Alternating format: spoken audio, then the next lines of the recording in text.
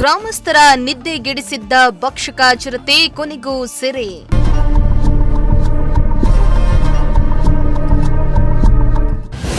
ಚಿರತೆ ಸೆರೆಯಿಂದ ನಿಟ್ಟುಸಿರು ಬಿಟ್ಟ ಗ್ರಾಮಸ್ಥರು.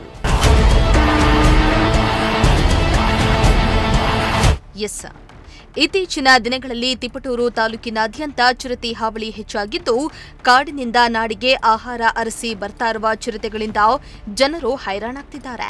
ಅರಣ್ಯ ಇಲಾಖೆ ಬೋನುಗಳನ್ನಿರಿಸಿ ಚಿರತೆ ಸೆರೆಗೆ ಮುಂದಾಗ್ತಾ ಇದ್ರೂ ಕೂಡ ಚಿರತೆ ಕಾಟ ಮಾತ್ರ ತಪ್ತಾ ಇಲ್ಲ.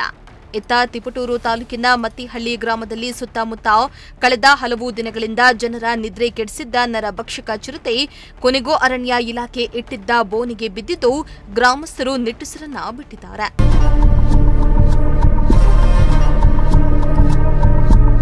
ಹೌದು, ಹಲವು ದಿನಗಳಿಂದ ತಿಪಟೂರು ತಾಲೂಕಿನ ಮತ್ತಿಹಳ್ಳಿ ಗ್ರಾಮದ ಸುತ್ತಮುತ್ತ ಚಿರತೆ ಓಡಾಟ ಹೆಚ್ಚಾಗಿದ್ದು, ಇದರಿಂದ ಸುತ್ತಮುತ್ತಲ ಗ್ರಾಮಸ್ಥರು ಮತ್ತು ರೈತರು ಭಯಭೀತರಾಗಿದ್ರು.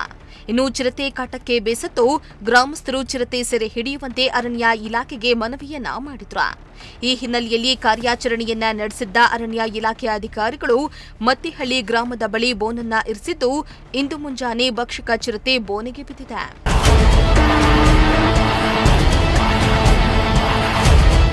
ಇನ್ನು ಚಿರತೆ ಸೆರೆಯಾಗ್ತಿದ್ದಂತೆ ಮತ್ತಿಹಳ್ಳಿ ಗ್ರಾಮಸ್ಥರು ನಿಟ್ಟುಸಿರನ್ನ ಬಿಟ್ಟಿದ್ದು, ಚಿರತೆಯನ್ನ ನೋಡಲು ಸುತ್ತಮುತ್ತಲ ಗ್ರಾಮಸ್ಥರು ಜಮಾಯಿಸಿದ್ರು. ಇನ್ನು ಅರಣ್ಯ ಇಲಾಖೆ ಸಿಬ್ಬಂದಿ ಚಿರತೆಯನ್ನ ಸುರಕ್ಷಿತವಾಗಿ ಸ್ಥಳಾಂತರಿಸಿದ್ದಾರೆ.